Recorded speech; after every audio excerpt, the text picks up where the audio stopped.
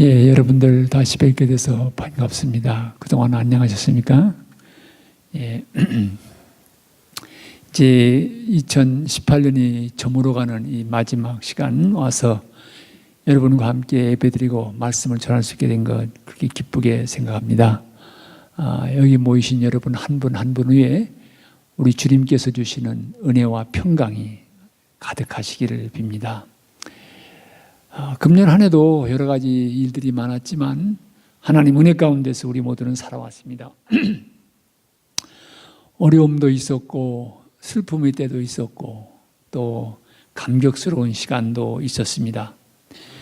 기쁨의 순간도 있었고 또 우리의 영적으로 주님을 향한 감사와 찬양이 솟아나는 그런 시간도 있었습니다. 꿈꾸었고 했던 일이 이루어지는 신나는 날도 있었지만 계획했던 것들이 틀어지면서 아픔과 어려움을 가져다주는 그런 날도 있었습니다. 이렇게 여러 가지로 채워진 하루하루를 통해서 이 하루하루를 넘어서서 우리는 오늘 여기까지 이르렀습니다. 에베네셀의 주님은 우리를 포기하지 않으시고 여기까지 인도해 주셨습니다.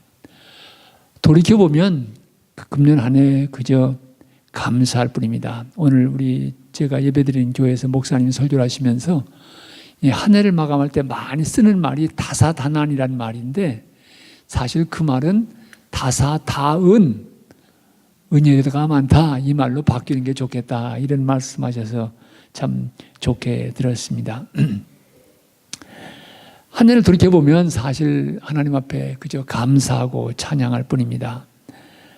주님의 은혜가 없이는 우리가 하루라도 한순간도 살아갈 수 없는 존재들이기 때문입니다. 특별히 저희들은 지난 주간에 성탄절을 지켰습니다. 여러분 교회력에 따르면 우리 이제 태양력은 솔라 캘린더는 1월부터 이렇게 시작이 되는데 이 교회력 추치 캘린더는 애드벤트, 강림절부터 시작됩니다. 그러니까 성탄절 전 4주간인 그 애드벤트부터 시작돼서 이제 펜테코스트, 그래서 오순절로 끝나는 이게 교회력입니다.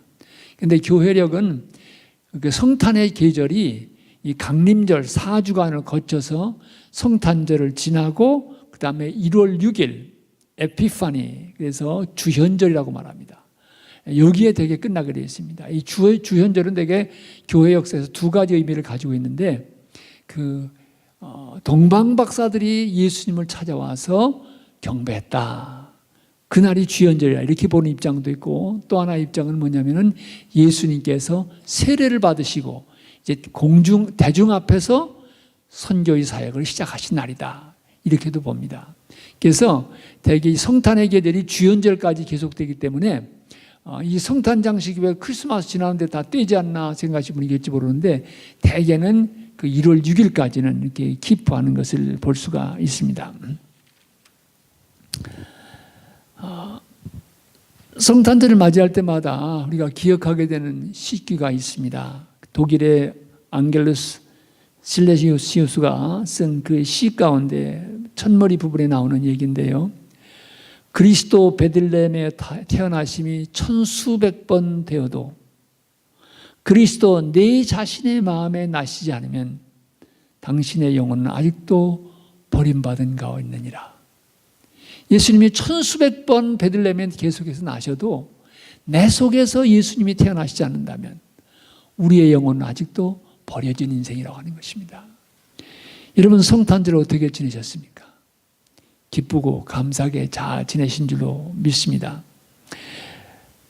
여러분 이 성탄절을 맞으면서 우리가 언제나 기억해야 될 것은 우리 주님께서 우리 안에서 다시 새롭게 태어나신 것입니다. 동방 박사들이 예수님을 찾아뵈었던 것처럼 우리도 이 시간도 살아계신 주님을 새롭게 만나는 그런 감격과 체험이 우리 안에서 필요합니다. 금방 성탄절을 지나시면서 여러분의 마음 속에 여러분의 가정 속에 과연 그리스도께서 다시 새롭게 태어나셨습니까? 예수님께서 우리 안에서 새롭게 태어나셨다고 하면 우리 모두가 성탄절을 축하하면서 예수님을 다시 만났다고 하면 오늘 우리는 어떤 인생을 살아야 됩니까? 주님은 우리가 어떤 삶을, 성탄을 경험한 사람으로 살기를 원하십니까? 이 말씀을 생각하면서 오늘 본문을 대하게 됩니다. 마태복음 2장 오늘 함께 읽은 이 말씀은 동방박사들이 별을 보고 태어난 새로운 왕을 경배하기 위해서 왔습니다. 예루살렘에서 헤롯 왕을 만나서 메시아가 어디서 날 것인지 예언자들의 말씀을 듣고 베들레헴에 가서 이제 예수님을 경배합니다. 황금과 유향과 모략을 주님 앞에 바쳤다. 그런 우리 성경 이야기를 잘 알지요. 재미있는 것은 제가 신학교 다닐 때 그 신약 교수님이 한 번은 이제 기도를 인도하시는데 동방박사들이 황금과 유향과 모략을 바친 것처럼 우리도 다 주님 앞에 바칠 수 있게 해주시 바랍니다. 이렇게 기도하려고 그랬는데 황금과 유향과 모략 이 순서대로 나왔으면 괜찮은데 그만 유향과 황금과 그리고 하나 잃어버리신 거예요. 그래서 잠깐 생각하시다가 그 밖에 모든 것들을 다 바치게 해달라고. 그래서 학교에서 아주 타픽이 된 게 아니 신약을 가르치는 교수가 어떻게 동방박사가 이 황금 유향 모략 빠진 그것도 모르냐고. 그래서 교수님들 사이에서 서로 농담했던 그런 기억이 있습니다. 동방박사님 와서 예수님께 경배하고 예물을 드렸는데 그 다음에 마지막 부분이 언제나 제가 오늘 주목하고 싶은 것입니다. 헤롯 왕이 너희들 가서 만나면 나한테도 와서 얘기해라. 나도 가서 경배하고 싶다. 그랬는데 꿈에 헤롯에게 가지 말라 라고 하는 그런 지시함을 받고 다른 길로 돌아갔다 그랬습니다. 다른 길로 돌아갔다. 저는 이 다른 길로 돌아갔다는 이 말씀에 말씀을 묵상하고 싶고 그 의미를 여러분과 함께 나누고 싶습니다. 우리가 정말로 인생을 살아가면서 예수님을 만났다고 하면 성탄의 계절을 지키면서 우리 안에 그리스도께서 다시 새로 태어나셨다고 하면 우리의 인생이 어떻게 살아야 됩니까? 어제와는 다른 길을 걸어야 됩니다. 세상의 사람들과는 다른 길을 걸어야 됩니다. 그렇게 살도록 다른 인생을 살도록 주님은 우리를 부르셨기 때문입니다. 그러면 구체적으로 다른 길을 간다고 하는 걸 뭘 말합니까? 다른 인생을 산다고 하는 것, 성경이 말하는 다른 인생이라고 하는 것은 어떤 삶을 말하는 것입니까? 몇 가지로 오늘 여러분과 함께 생각해 보고 싶습니다. 무엇보다도 먼저 말씀드리고 싶은 것은 우리가 다른 인생을 살아간다고 하면 관계의 영역에서 변화가 나타나게 됩니다. 어느 사람이 태초에 관계가 있었다 이런 얘기 하는 사람이 있습니다. 사실 그렇습니다. 우리가 태어났다고 하는 것은 관계 속에서 태어나는 것입니다. 어머니와 아버지의 관계 속에서 우리가 태어나는 것이죠. 태어나면서 우리는 부모와의 관계, 세상과의 관계 속에 살아가게 됩니다. 또 더 자녀들이 태어나면 동생과의 관계, 학교 다니기 시작하면 친구와의 관계, 이렇게 해서 인생을 산다고 하는 것은 결국 관계 속에서 살아가는 것입니다. 나이가 더 들면 이제 직장에 나가면 직장의 동료들과의 관계, 조금 더 결혼하게 되면 배우자와의 관계, 자녀들이 태어나면 자녀들과의 관계, 이 모든 관계 속에서 우리 인생은 엮어지고 살아가게 되는 것입니다. 그런데 이 모든 관계들은 인간과 인간과의 관계, 어떻게 보면 수평적인 관계입니다. 우리가 예수 그리스도를 만났다면 또 다른 관계의 차원이 열리게 되는데 그것은 수직적인 관계입니다. 그것은 바로 하나님과의 관계입니다. 우리 주님과의 관계입니다. 이 관계 속에서 우리는 인생을 살아가도록 부름받은 것입니다. 그래서 다른 인생을 살아간다고 하는 첫 번째 중요한 의미는 바로 우리는 하나님과의 관계 속에 살아가도록 부름받은 인생들이라고 하는 것입니다. 사실 우리가 기독교 신앙의 고백을 따르면 우리는 하나님께로부터 지음받은 존재라고 말합니다. 우리는 피조물이라고 말하지요. 그 말은 무슨 의미인가 하면은 하나님과 인간은 끊을 수 없는 관계 속에 있는 것입니다. 만드신 분하고 지음받은 것은 끊을 수 없는 관계 속에 있습니다. 여러분, 예술가가 그림을 그렸습니다. 그러면 그 작가와 작품은 끊을 수 없는 관계에 있는 것입니다. 부모 사이에서 자녀가 태어납니다. 불행하게도 어떤 때는 부부의 관계가 깨어져도 이 아이가 우리 사이에서 태어났다고 하는 사실은 부인할 수가 없습니다. 그 관계는 끊는다고 끊어지는 관계가 아닙니다. 하나님이 우리를 지으셨다고 믿는다고 하면 하나님과 우리와의 관계도 끊을 수 있는 관계가 아닙니다. 이 관계가 어떻게 해서 단절되게 됐습니까? 그것은 바로 에덴 동산의 이야기처럼, 신라곤의 이야기처럼 우리가 하나님을 떠났기 때문입니다. 그 불순종을 통해서 관계가 깨어지게 된 것입니다. 그래서 죄가 무엇인가? 성사학자들은 그런 얘기를 하죠. Separation from God. 하나님으로부터 분리됐다고 하는 것입니다. 이 관계가 깨어졌다고 하는 것입니다. 그렇게 우리가 그리스도 앞으로 나간다, 그리스도를 만나게 된다고 하는 것은 그리스도를 통해서 하나님과의 관계가 회복되게 되는 것입니다. 그래서 우리는 이제 하나님을 아바, 아버지라고 부를 수 있게 되는 것입니다. 이 관계가 회복되어지는 것입니다. 많은 사람들이 하나님 없이도 살아갈 수 있다고 이야기합니다. 맞는 이야기인지도 모릅니다. 그런데요, 인간이 하나님을 떠날 때 우리의 인생 속에 찾아오는 어떤 무엇으로도 채워지지 않는 emptiness, 이 공허가 있습니다. 사람들은 그것을 쾌락으로 채워보려고 합니다. 어떤 때는 돈으로 채워보려고 해요. 어떤 때는 출세하고 권력을 가지고 명예를 추구하고, 이런 것들 가지고 하나님과의 관계가 단절돼서 오는 공백을 채워보려고 하지만 그것은 채워지는 것이 아닙니다. 어거스틴이 말하는 것처럼 우리가 하나님 품으로 돌아갈 때까지는 우리의 인생에 진정한 평안이 없습니다. 이 관계가 회복되어질 때 바깥 조건이 어떠하다 할지라도 우리는 진정한 평안과 하나님 안에서의 삶을 살아갈 수 있게 되는 것입니다. 그래서 다른 길을 걸어간다고 하는 것은 하나님과의 관계가 사실은 새로 시작되는 게 아니라 회복되어지는 것입니다. 죄인 되어서 깨어졌던 그 관계가 리스토어 되는 거예요. 회복되는 것입니다. 기도가 뭡니까? 바로 이 관계의 회복인 것입니다. 기도 안 해도 되는 게 아닙니다. 기도 안 할 수가 없어요. 왜? 하나님과의 관계가 회복되면 그 관계를 가꾸고 성숙시켜가는 것이 바로 기도의 삶이기 때문입니다. 그래서 우리는 기도 안 하고 살 수가 없어요.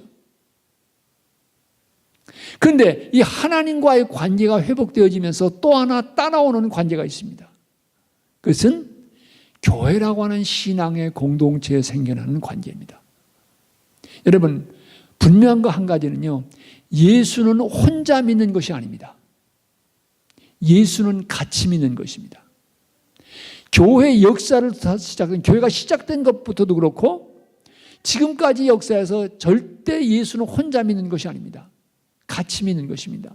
혼자 믿다가 보면은 이 잘못될 수도 있고 너무 주관주의에 빠질 수도 있습니다. 이것이 다 교정되고 바로잡혀지는 것이 교회라고 하는 신앙의 공동체를 통해서 이루어지는 것입니다.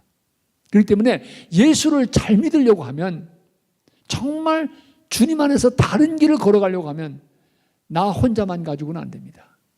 함께 기도해주고 함께 약속하고 함께 지켜가는 믿음의 동지들이 필요한 것입니다. 지난 10월 달에 뉴햄프셔에 가서 이제 주에 있는 우리 연합감리교회 목사님들하고 이제 리소스 데이, 그래서 이제 좀 말씀을 전할 기회가 있었습니다. 그래서 이제 제가 2시간 하고 저희 집사람이 1시간 하고 이제 말씀을 전했는데, 제가 끝나면서 그런 얘기를 했습니다. 이제 기도에 대한 얘기를 했죠. 우리 미국 교회가 정말 기도에 무릎을 되찾지 않으면 희망이 없다. 영적으로 깊어져야 교회가 사는 거지, 뭐 프로그램 몇 가지 한다고 물론 좀 좋아지겠지만 그것까지 근본적인 해결이 안 된다. 이런 얘기를 했거든요. 그래서 이제 제가 마지막 끝내면서 그런 얘기 했습니다. 여러분, 저희들이 이제 말씀을 마감하는데, 감독님, I enjoyed your presentation. 나 그런 소리 듣고 싶지 않다고. 내가 듣고 싶은 얘기는, 감독님, 알았습니다. 이제 기도 생활 시작하겠습니다. 제가 이제 하루에 1시간씩 기도하자고 도전했거든요. 이제 시작해 보겠습니다. 나는 이런 얘기로 나지, I enjoyed your presentation. 뭐 이런 거 나는 듣고 싶지 않다 그랬어요. 그랬더니 이 볼티모어 연에 있다가 이제 뉴햄프셔로 간 목사인데 딱 저한테 찾아와서 하는 말이, 감독님, 제 마음이 변하기 전에 감독님께 고백합니다. 우리 교회에 돌아가서 하루에 1시간씩 기도하는 이 운동을 시작하겠습니다. 그러더라고요. 그 사람이 자기 혼자 생각하면 에이 뭐 안 맞으니까 그만두지 그렇지만, 그 사람은 내가 그래도 조 감독한테 얘기했는데 이 약속을 지켜야 돼. 이게 카비넌트거든요. 약속이거든요.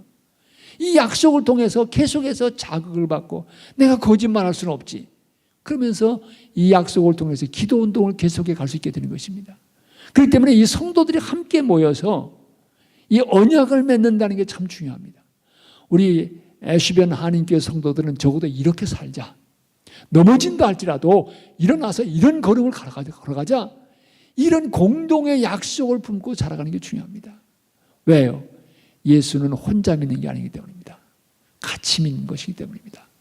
그래서 여러분 그 신앙생활 하시면서 아주 중요한 것 가운데 하나가 좋은 믿음의 친구를 사귀시기 바랍니다.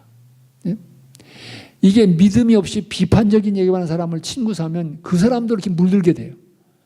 그러나 정말 열심히 헌신하고 기도 생활하고 신실대의 믿음의 길을 걸어가는 사람과 친구가 되면 그 사람의 영향도 받게 되는 것입니다. 오늘 제가 좀 길게 해도 괜찮아요? 예. 제가 교회를 섬길 때 어느 분이 교회를 나오시게 됐는데요. 배경은 캐토릭 분이세요. 근데 이분이 이제 연세가 지긋해지시면서 공직에서 다 그만두시고 은퇴하신 다음에 이제 맥클린 쪽에 이사 오셔서 교회가 가까우니까 이제 나오기 시작하시고 아주 열심히 나오시고 새벽 기도도 열심히 나오시는 거예요. 근데 그 친구분 한 분이 계셨어요. 이분은 어머님이 독실한 캐토릭 신자인데 그 확신이 뭐냐면 종교라고 하는 것은 인간이 죽음이 두려워서 만든 것이지 죽음의 공포만 극복할 수 있다면 하나님 존재 필요 없다. 종교 필요 없다. 이렇게 믿던 사람이에요. 근데 이분이 어떻게 해서 교회를 나오게 됐냐면은 이 친구분이 하루는 교회를 가려는데 갑자기 자동차에 엔진이 안 걸리는 거예요. 그래서 이 친구한테 전화를 걸어 야 이거 내가 교회 가야 되는데 자동차가 갑자기 고장이 나서 못 가니까 네가 와서 나 라이드 좀 주라. 그래서 이분이 친구 라이드 주려고 교회 나오신 거예요. 그리고 친구 옆에 앉았는데 하나님은 찬스에 강하신 분이거든요. 그날 그분의 영혼을 오르막 타치하신 거예요. 그래가지고 그분이 신앙생활을 시작하는데 역시 믿음 좋은 친구하고 같이 하니까 이분 뭣도 모르지만 새벽기도 나오기 시작한 거예요. 왜? 친구가 나오니까. 그러면서 열심히 나오기 시작하시는데 한 번은 저희 오피스에 찾아오셔가지고 목사님 제가 돈은 없어도요 그 책을 가지고 오셨어요. 이게 제 자부심의 일부였습니다. 그런데 예수를 믿고 보니까 다 별거 아니네요. 목사님 필요한 거 보시고요. 아니면 그냥 어디 기증하세요. 그리고 가지고 오셨어요. 그리고 그분이 한 번 또 말씀 목사님 제가 새벽 기도 나오기 위해서 차를 몰고 나올 때 제 마음에 참 다가오는 감사가 있습니다. 옛날에 제가 새벽길을 많이 다녔습니다. 어떻게? 포크하고 다녔다는 거예요. 포크하고 새벽길 가면서 돈 잃고 나면은 아이고 집에 들어가면 마누라한테 이거 또 야단 맞지. 그런 마음으로 새벽길을 운전했는데 지금은 주님 앞에 나온다는 이 기쁨을 가지고 제가 새벽길을 나오고 있습니다. 믿음 좋은 친구 만나니까 그렇게 따라가더라고요. 그러니까 예수는 혼자 믿는 게 아닙니다. 그래서 하나님과의 관계뿐만 아니라 좋은 성도와의 관계라고 하는 것이 다른 길을 걸어가는 우리의 삶의 첫 번째 변화된 모습이라고 말할 수 있습니다. 두 번째로 말씀드리고 싶은 것은요, 이 하나님과의 관계가 바로 설정되게 되면 우리가 이 세상과 역사와 삶을 보는 눈이 바뀌게 됩니다. 다른 말로 말하면 new perspective, 새로운 관점을 가지고 인생을 살아가게 되는 것입니다. 독일의 유명한 신학자였던 디트리히 바나호퍼라고 하는 사람은 제자의 삶에 대해서 얘기하면서 이런 얘기를 했습니다. 예수 그리스도는 하나님과 우리 사이의 중보자일 뿐만 아니라 그분은 우리와 세상 사이의 중보자가 되신다. 그래서 우리 그리스도인들은 세상과 직접 만나는 것이 아니라 그리스도를 통해서 만난다. 이런 얘기를 했습니다. 이건 무슨 얘기입니까? 우리는 세상의 모든 것들을 볼 때 그리스도를 통해서 보기 때문에 different perspective, 다른 관점, 다른 눈을 가지고 인생을 살아가는 사람들입니다. 예를 들어 보십시다. 돈. 내가 열심히 일해서 번 돈은 세상의 사람들은 내 것이라고 생각합니다. 그런데 예수 그리스도를 통해서 돈을 보면 어떻게 보입니까? 이건 내 것이 아니야. 주님께서 바로 쓰라고 내게 맡겨주신 거야. 이렇게 보게 되는 거거든요. 자녀도 마찬가지입니다. 내 아들, 내 딸 그렇게 얘기하죠. 그런데 그리스도를 통해서 자녀들을 보게 되면은 하나님께서 우리 가정을 사랑하셔서 축복의 선물로 맡겨주신 자녀들이지. 이렇게 보게 되는 거예요. 그러니까 자녀를 가장 잘 키운다는 말은 무슨 말입니까? 맡겨주신 하나님의 뜻대로 키우면 제일 잘 키우는 거예요. 그러니까 자녀를 보는 눈이 달라지는 거지요. 여러분 구약 성경을 보시기 바랍니다. 예언자들은 역사를 보는 눈이 달랐습니다. 당시에 바벨론이라고 하는 강대국이 일어나서 남왕국 유다가 망하고 말았습니다.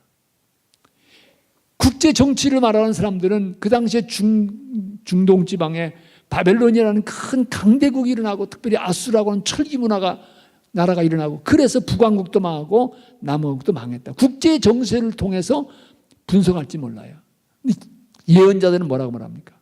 우리가 하나님을 떠났기 때문에 하나님이 우리 민족을 바벨론에 붙이셨다 이렇게 본 거예요. 보는 눈이 다르죠. 다른 눈으로 보게 되는 것입니다.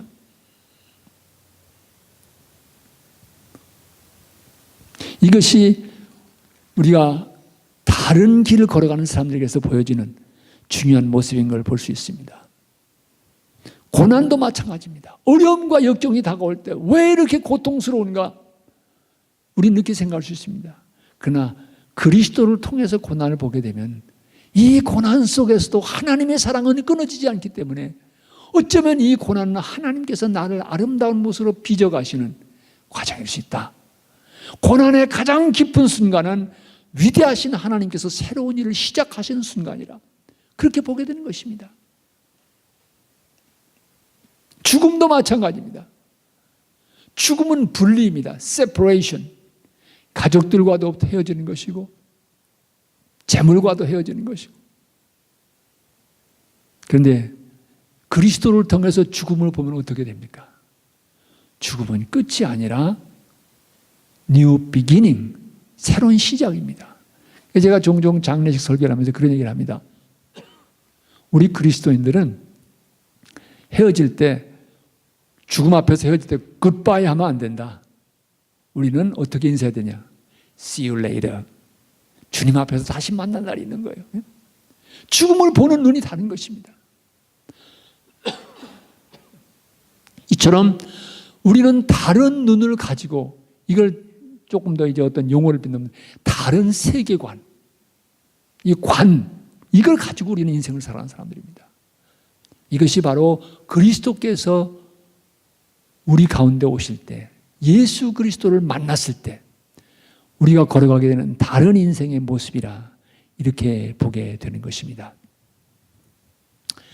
한 가지 더 드리고 싶은 말씀이 있습니다.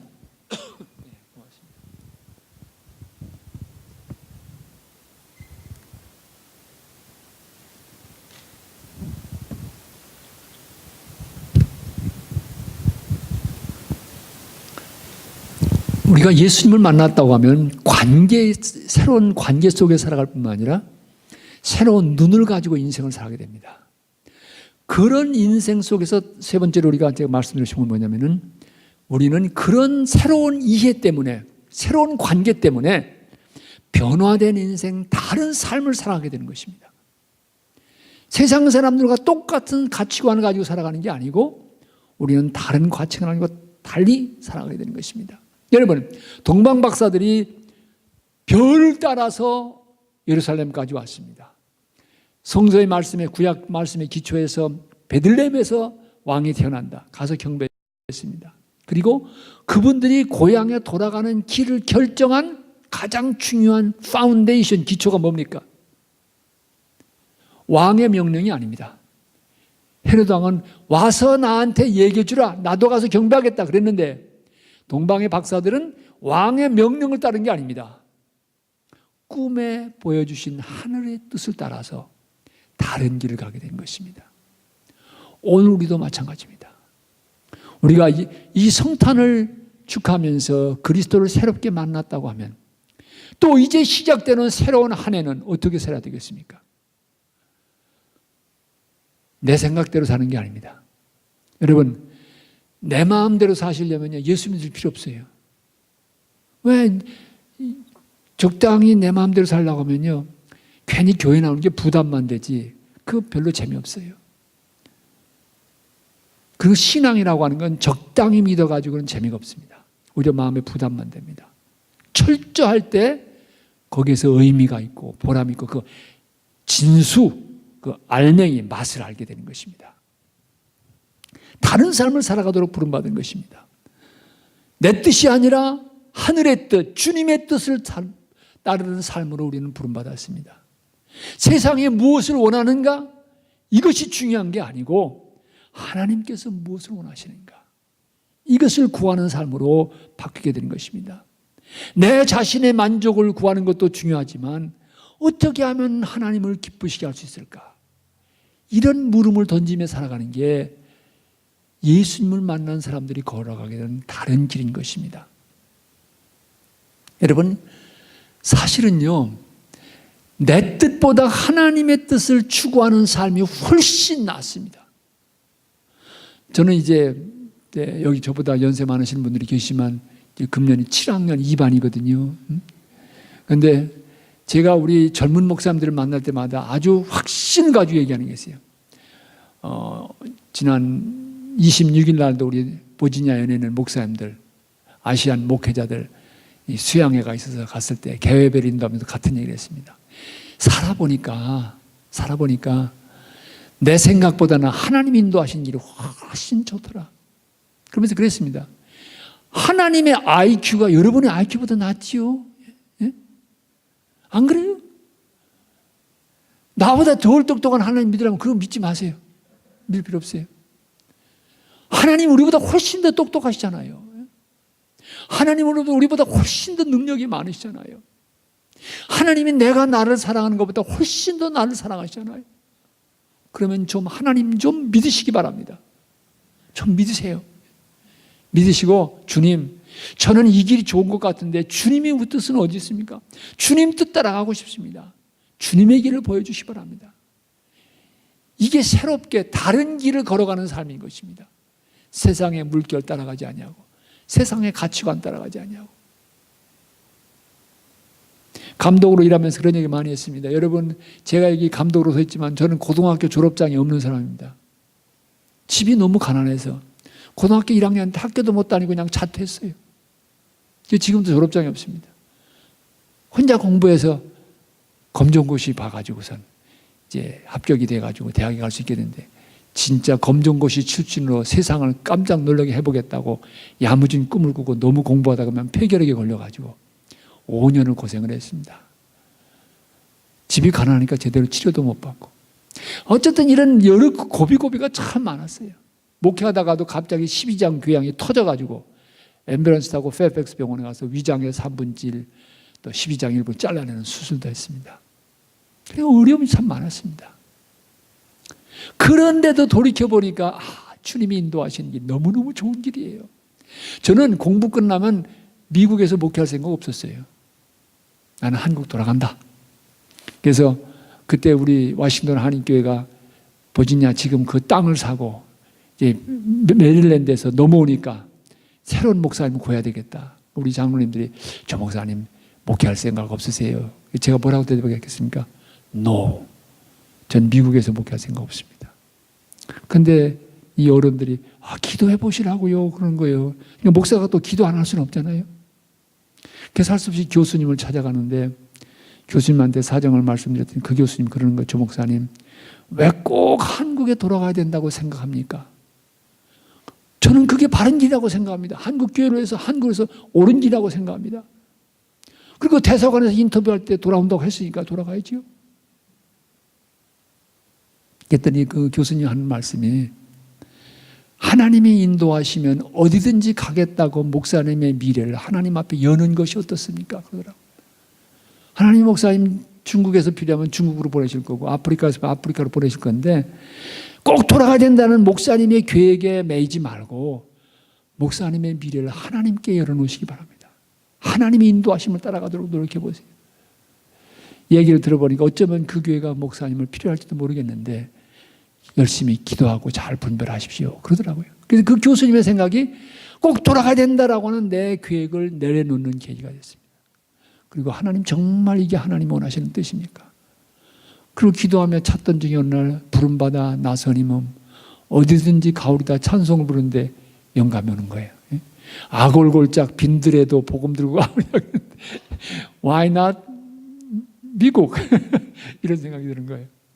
그래서 주님이 원하시는 길이 여기서 목회하는 거라면 제 생각 접고 시작하겠습니다. 그래서 시작한 게 22년 됐지요. 하나님의 은혜였습니다. 교회 떠나는 것도 마찬가지예요. 세상이 너무 바뀌는데 더 늦기 전에 새롭게 젊은 목사님이 오셔서 이 교회를 다음 단계로 이끌어갔으면 좋겠다. 그래서 그리고 나이 들어가면서 교회에 부담을 주거나 주책 부리면 안 되잖아요. 그래서 밀려나는 것보다는 내 발로 걸어가는 게 낫겠다. 이제 떠나야 되겠다 그런 생각을 했습니다. 그런데 또 뜻밖에도 미국 교회는 한 번도 해본 적이 없는데 감리사를 하라고 그래서 이 교회도 이제 제가 이 크로스로드도 제가 맡았던 지방의 한 교회입니다. 그래서 데이비드 노만 목사님하고 가까이 잘 지냈지요. 감독도 마찬가지입니다. 계획이 있었던 거 아니에요. 하나님 인도하시면 가야지. 그거였습니다. 그래서 신명기를 제가 읽으면서 거듭해서 제가 마음속에 다가오는 구절이 있는데요. 살기 위해서 하나님의 명령을 지키라는 거예요. 살기 위해서. To live. 살기 위해서 명령을 지키라는 거예요. 하나님께서 오죽 답답하시면 이 명령을 지키면 내 뜻을 따르면 살 텐데 왜 자꾸 이방 사람들 쫓아가려고 하냐. 그러니까 살기 위해서 믿으라는 거예요.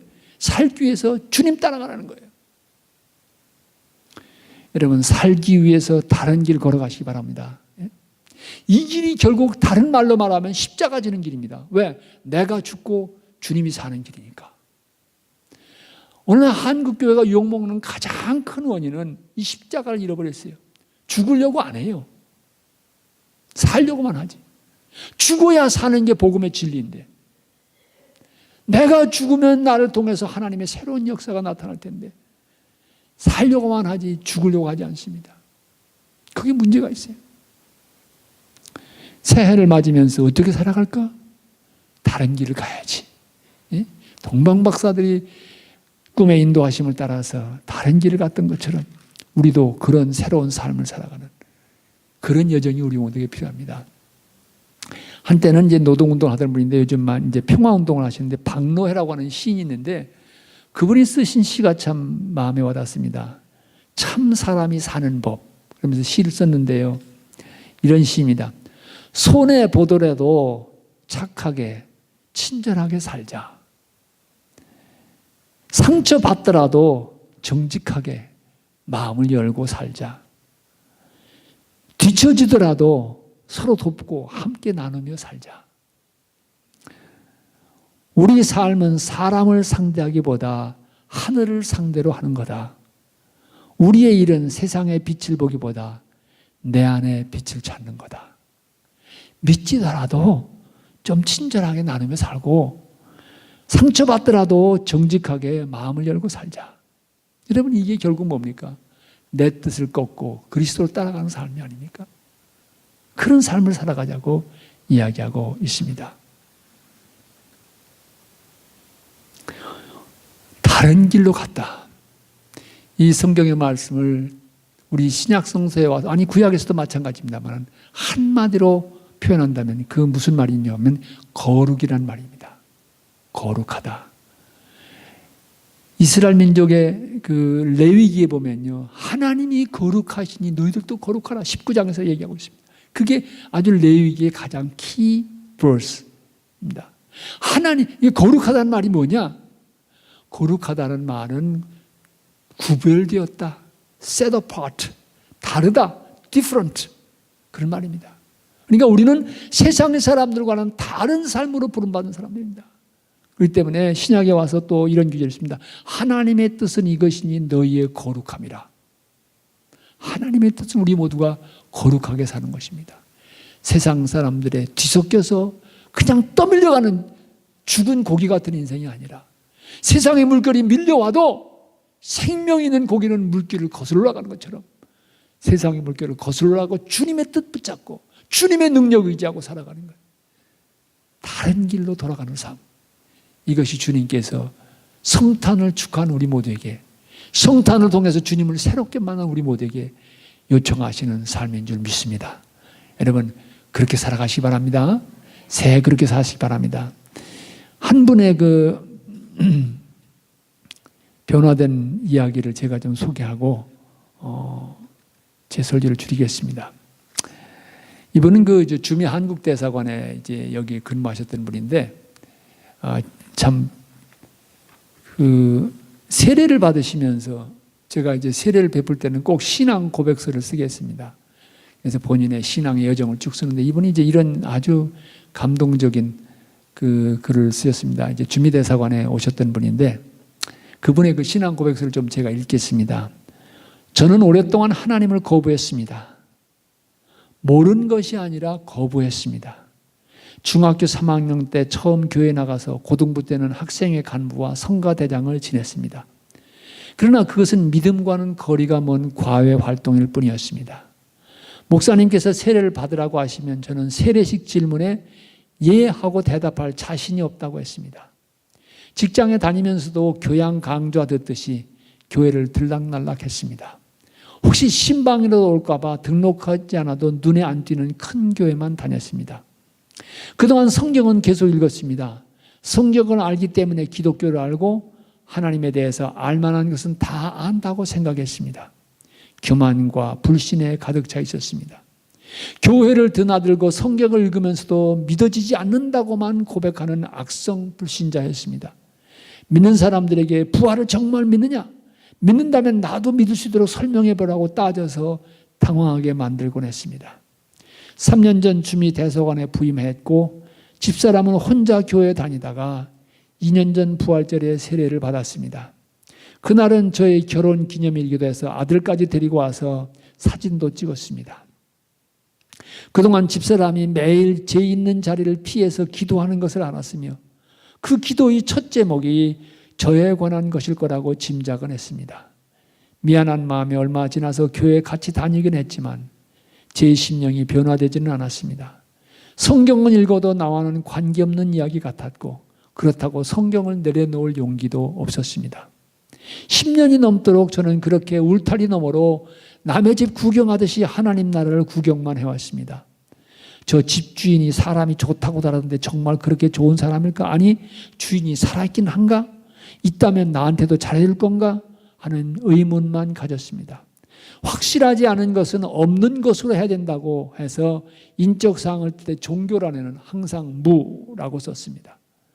주님께서는 그런 저를 줄곧 지켜보고 참으셨습니다. 작년 어느 날 밤 늦게 퇴근길에 66번 도로를 달리면서 여느 때와 같이 성경 테이프를 들었습니다. 요한복음 20장에서 막달라 마리아가 예수님의 무덤을 찾아간 부분을 듣다가 갑자기 부활하신 예수님이 혹시 지금 나와 같이 이 자동차 안에 계시는 것이 아닌가 하는 생각이 들었고 까닭 모를 눈물이 눈에 고였습니다. 그러나 저는 그 생각을 지우려고 했습니다. 안전운행에 방해된 눈물도 재빨리 닦았습니다. 마치 아버지를 다시 찾은 그와가 당신은 내 아버지가 아니다. 나한테는 아버지가 없다고 도망치는 것과 같았습니다. 하나님 아버지는 저를 내버려 두지 않으셨습니다. 석 달 전 어느 날 집사람이 새벽 기도를 가고 나서였습니다. 잠이 안 와서 시편을 2편 읽고 고린도전서 12장 3절에 관한 설교문을 읽었습니다. 그때 주님께서 저에게 찾아오셔서 성령이 너에게 임하 있고 너는 나를 믿고 있다고 타올려 주셨습니다. 귀로 주님의 음성을 듣지는 못했지만 그 손길은 저를 당신의 아들로 인정하는 증서와 같이 확실했습니다. 저같이 고질적인 불신자는 이렇게 직접 가르쳐주지 않으면 평생 아버지를 아버지라 부르지 않을 것이라고 생각하신 것이겠지요. 저를 보고 이제는 그만 몸부림치라고 하시는 하나님의 사랑 앞에 저도 모르게 기도가 흘러나왔습니다. 기적과 같은 은혜의 손길을 베푸신 데 대해 감사하고 하나님을 계속 부인한 데 대해 용서를 빌었습니다. 그리고 한국에 있는 두 아들도 예수님을 영접함으로 우리 네 식구가 함께 하나님께 예배드릴 수 있도록 해달라고 울면서 기도했습니다.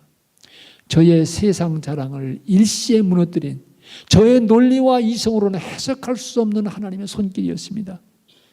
저는 평생 하나님을 못 믿을 줄 알았습니다. 제가 집사람과 같이 교회를 나가기 시작한 지 얼마 지나지 않아서 집사람이 당신도 나처럼 세례받으면 좋겠다고 했습니다. 저는 욕심이 지나치다고 일축했습니다. 지금 생각해보면 저는 못 믿은 게 아니라 믿기가 싫었던 것입니다. 세상에서 내 뜻대로 자유롭게 생각하고 살고 싶었던 것입니다. 예수님을 따라 자신을 십자가에 못 박는 것이 진정한 자유의 길인 줄 몰랐습니다. 이렇게 늦게 은혜를 베풀어 주신 것도 제가 하나님을 더 이상 버리지 못하도록 그분이 계획하신 것이라고 생각합니다. 저 같은 사람을 건져주신 하나님의 목적을 아직 잘 모르겠지만 그분의 뜻을 따라 살아가다 보면 해답을 알게 될 것으로 생각합니다. 저는 이틀 후에 한국으로 떠납니다.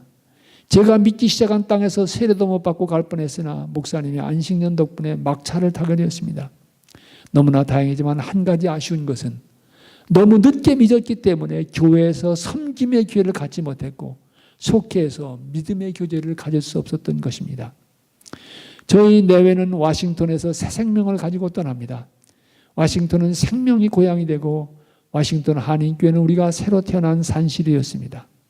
그동안 우리에게 권면해 주신 목사님과 여러 성도님들께 감사드리고 우리가 여러분을 만나도록 계획해 주신 하나님께 감사드립니다. 그리고 멀지 않은 장래에 다시 찾아와서 여기서 여러분과 같이 예배드릴 수 있는 기회가 있기를 바랍니다. 이분은 열흘 전에 시카고 지역 총영사로 오셔서 근무를 잘 마치고 돌아가셔서 이제는 은퇴하셨습니다. 그래서 한국을 나가면 지금도 종종 만나는 분입니다. 다른 길을 걷게 된 거죠. 예수님을 만나니까 주님과의 관계가 귀중하게 되고 교회 안의 성도와의 관계가 귀중하게 되고 보는 눈이 바뀌게 되고 그러기에 새로운 인생을 살게 된 것입니다. 여러분 금년 한 해 잘 마감하시고 다른 길로 걸어가시기 바랍니다. 새해는 주님과 동행하는 이 복된 인생의 길을 걸어가시기를 진심으로 기원합니다. 기도하십시다.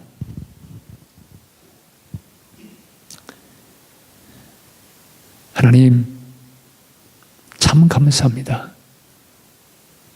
저희들이 잠들어 있는 시간에도 주님은 주무시지 않고 저희들을 지켜보시며 인도하셔서 이제 이렇게 또 2018년을 마감하게 되었습니다. 그동안 베풀어 주신 은혜와 사랑을 감사드립니다.